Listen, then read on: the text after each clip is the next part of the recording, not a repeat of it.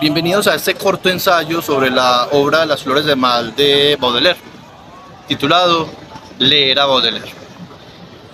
Cuestionarse sobre por qué leer a Baudelaire es preguntarse por qué leer poesía, al menos, y para colmo de quienes reniegan de su literatura, que han de ser poquísimos y a su vez rarísimos y superfluos. Leer a Baudelaire es darse cuenta de que la música y la pintura están, y no discretamente, adheridas a la palabra como una cuestión homogénea. ¿Por qué se lee poesía? La pregunta debería ir por otro camino. Más bien, ¿por qué no se ha dejado de leer poesía? La respuesta, que me parece condicionante, es que sin el autor de Las flores del mal, un Verlaine, un Rimbaud, un Lorca, habrían sido, qué sé yo, piratas, traficantes de armas, pianistas, y no tal vez continuadores de la palabra maldita que hoy nos subyace como un destello al final del túnel. La palabra palpada, la voz necesaria, esa purga específica que nos muestra que la belleza y la esteticidad de la humanidad requiere siempre de una mano hacedora, pecaminosa, intérprete y que vaga porque a eso se vino al mundo, a errar. Por otro lado, el surrealismo, naciente del simbolismo francés, esa corriente no habría visto la luz en el mundo sin Charles, en una época distante de su apreciación y goce de la vida. Según Carlos Ayala González Nieto, prologuista de la obra Cumbre de Baudelaire, en la edición de 1970 de Círculo de Lectores, la poesía posterior a esta no sería como hoy se pinta si Las flores del mal no hubiese existido.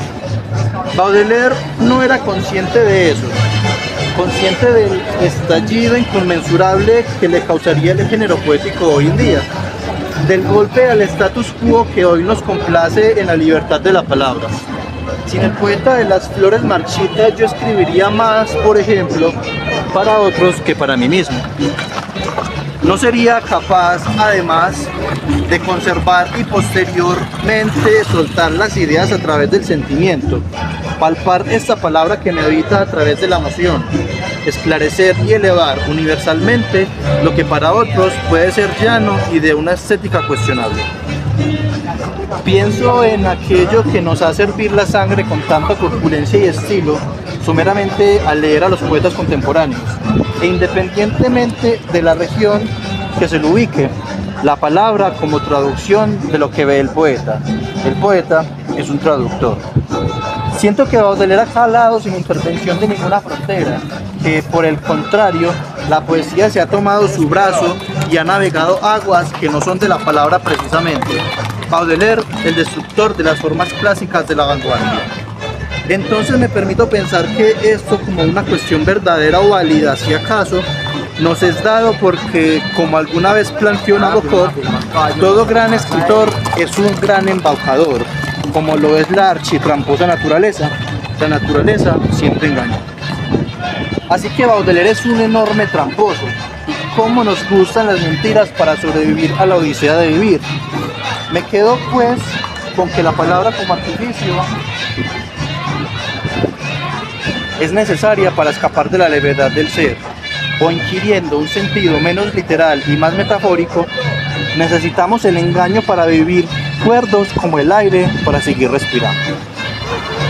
Puedo leer poesía porque las palabras me palpan a Baudelaire en cada poema reciente. Pizarnik alguna vez sirvió de altavoz a las palabras de Artaud, quien en alguna de sus correspondencias, desde el asilo de Rhodes a Henry Parisot, descifró la relación infranqueable entre escribir y vivir. Quiero que los poemas de François Villon, de Charles Baudelaire, de Edgar Allan Poe o de Gerard de Nerval se vuelvan verdaderos y que la vida salga de los libros, de las revistas, de los teatros o de las misas que la retienen, la crucifican para captarla y que pase al plano de esta interna imagen de cuerpos, citado por Cortázar en 1994. Así como la naturaleza que se me sale de las manos cada vez que intento atraparla en un poema, así de grave es este asunto de la lectura maldita.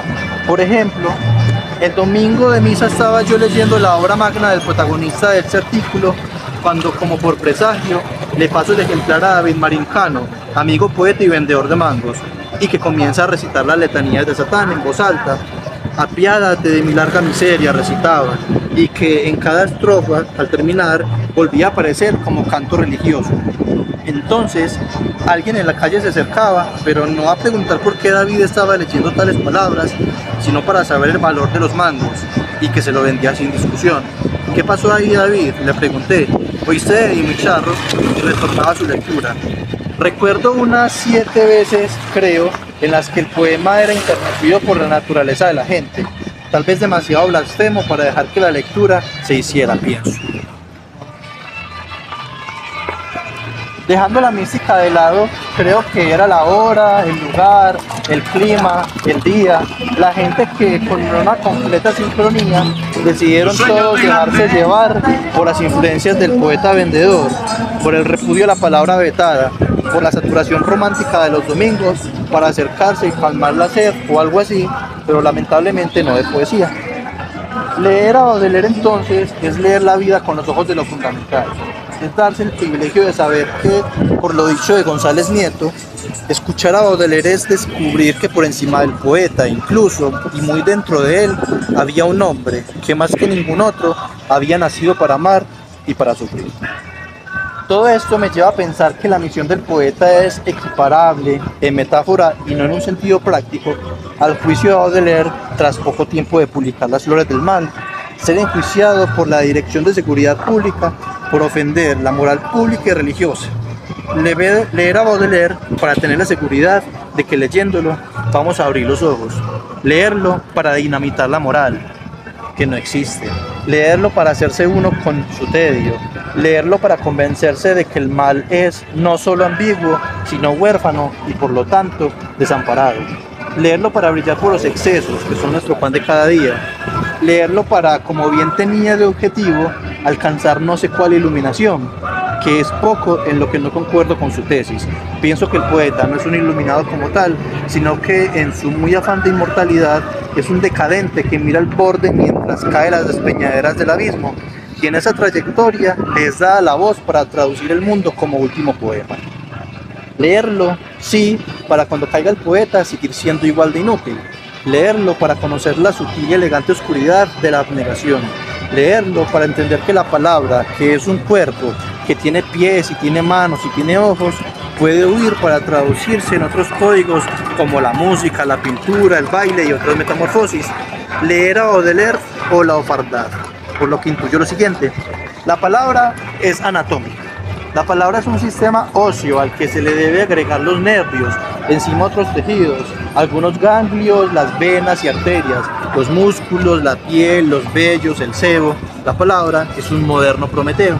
El poeta es como el sebo de la piel. Asimismo, la palabra puede diseccionarse, puede coserse a puntadas para no desangrarse, puede ser adicionada con otras cosas, puede desmembrarse, puede sobrevivir a las suturas, a cuerpos extraños, al tiempo. Puede nutrirse.